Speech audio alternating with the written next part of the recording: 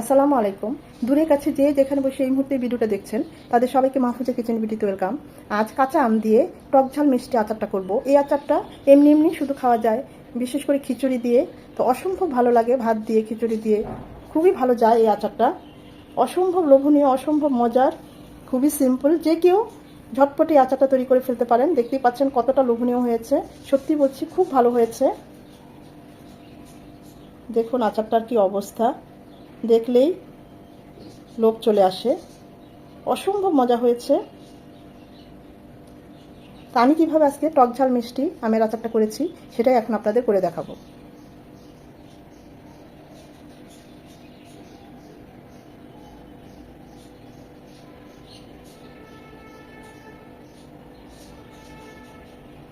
বাজারে কাঁচা আমের সয়লাভ।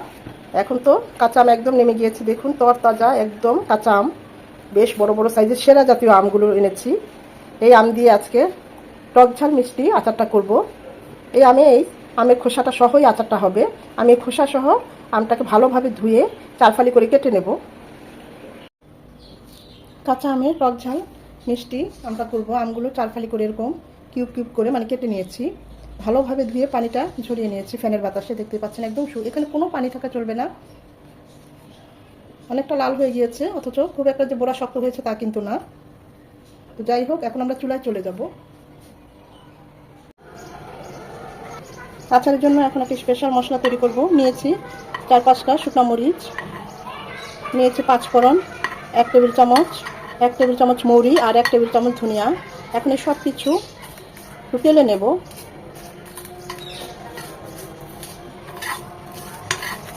খেয়াল রাখতে হবে আবার যেন পুড়ে না যায়। মিডিয়াম টু লো হিটে আলতোভাবে তেলে নেব। সব কিছু তেলে এগুলোকে ঠান্ডা করে পরে ব্লেন্ড করে নেব। খেয়াল রাখতে হবে যেন আবার নিচে পুড়ে না যায়।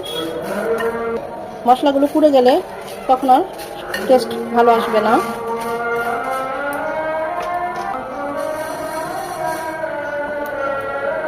আচারের মশলাগুলো উঠিয়ে নিয়েছি। শুকনো মরিচগুলো আরেকটু তেলে নেব, এটা টালা হয়নি। ওগুলো রাখলে ওগুলো পরে পুড়ে যেত। এগুলো হয়ে গিয়েছে। আপনারা চাইলে চিলি ফ্লেক্সও ব্যবহার করতে পারেন। টক ঝাল মিষ্টি আচারটা করার জন্য এখানে দিয়ে দিচ্ছি 1 কাপ সরিষার তেল। তেলটা গরম হয়ে এলে দিয়ে দেবো 2টো তেজপাতা, 3-4টা এলাচ, 3 টুকরো দারচিনি। গোটা মশলাগুলো থেকে খুব সুন্দর একটা ফ্লেভার চলে আসবে। গোটা মশলাগুলো 1 মিনিট ভেজে নেওয়ার পর দিয়ে দেবো 1 চামচ 5 ফোড়ন।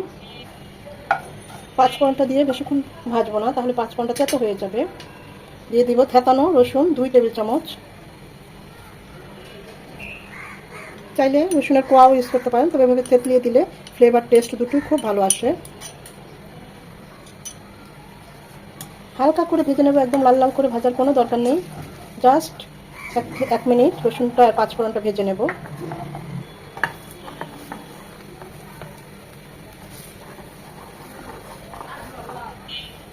রসুন কুচিটা 1 মিনিট ভেজে নেওয়ার পর এখন এই তেলের মধ্যে দিয়ে দেবো আমগুলো। এই রসুন আর তেলের মধ্যে আমগুলো 2 থেকে 3 মিনিট ভেজে নেব।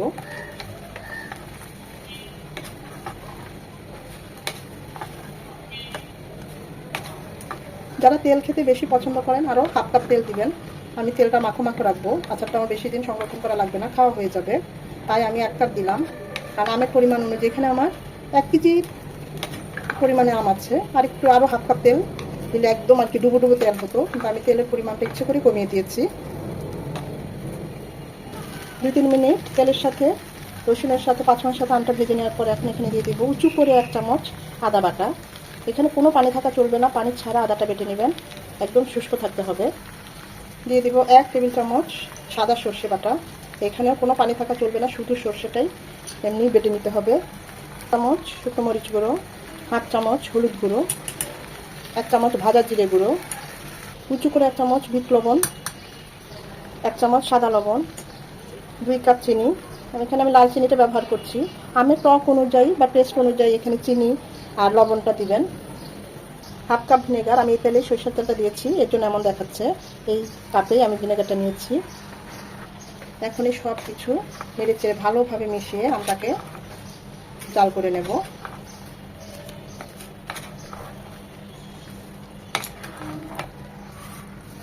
আমি তো আমার পছন্দ অনুযায়ী মশলা দিলাম, পরিমাণটাও দিলাম। আপনারা মশলার পরিমাণ বাড়িয়ে কমে নিতে পারেন বা কোনো মশলা চাইলে স্কিপ করতে পারেন।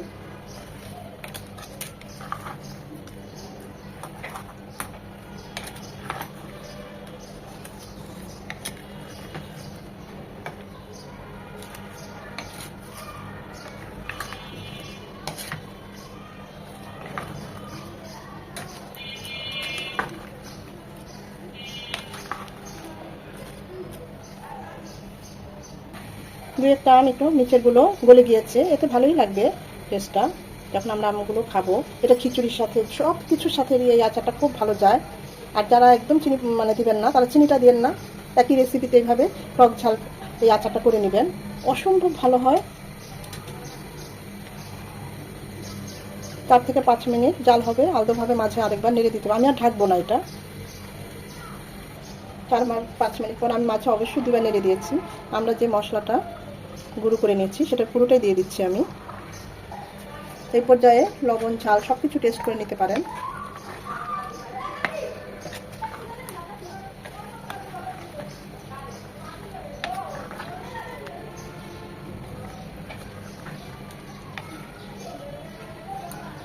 আচার সংরক্ষণের জন্য সবচেয়ে ভালো হয় দুটো জাল দিলে।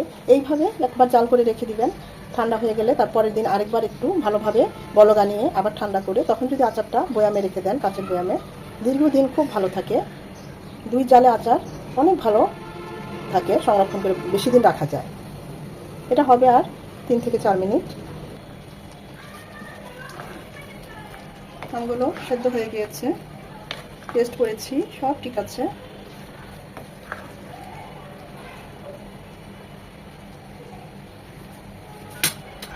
এই পর্যায়ে দিয়ে দেবো বিশেষ আকর্ষণ, এটা আমি দিলাম বোম্বে মরিচ। আমি এখানে 2টো বোম্বে মরিচ দিলাম আস্ত।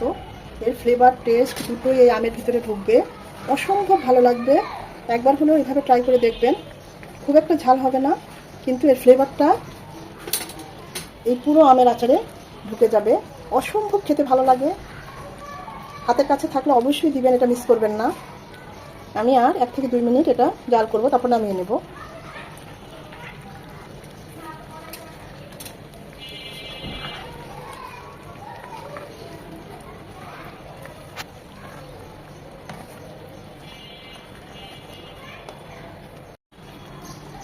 বম্বে মরিচটা সবার শেষেই দিবেন, এই গরমের ভাপে বম্বে মরিচগুলো সেদ্ধ হয়ে যাবে, ফ্লেভার বের হয়ে যাবে।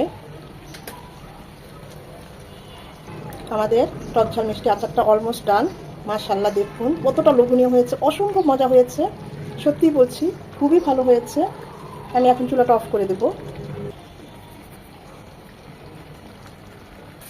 এয়ার টাইট কাচের শুষ্ক বয়ামে আচারটা সংরক্ষণ করতে পারেন। মাঝে মাঝে যদি রৌদ্র দিতে পারেন খুব ভালো হয়, আর না হয় নর্মাল ফ্রিজে রেখে আপনারা 15 থেকে 1 মাস এই আচারটা রেখে খেতে পারবেন। এটা এমনি এমনি খাওয়া যায়, খিচুড়ি পোলাও সব কিছুর সাথে খুব ভালো যায়।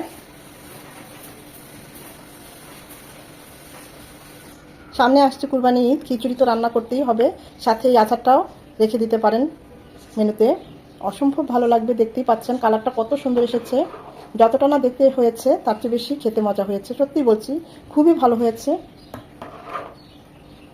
এই গ্রেভিটা এরকমই হবে।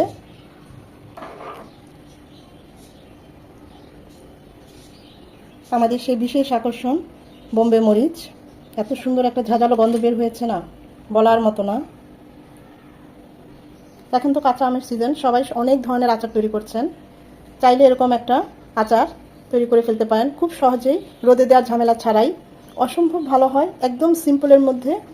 আমি তো বলবো যে অসম্ভব মজার এই আচারটা, টক ঝাল মিষ্টি। এটা একটু টক টক ঝাল ঝাল আর মিষ্টি মিষ্টিও হয়। দেখতেই পাচ্ছেন কতটা লোভনীয় হয়েছে। আশা করি ভিডিওটা ভালো লেগেছে, আর যদি ভালো লেগে থাকে অবশ্যই লাইক কমেন্ট শেয়ার করে দিবেন।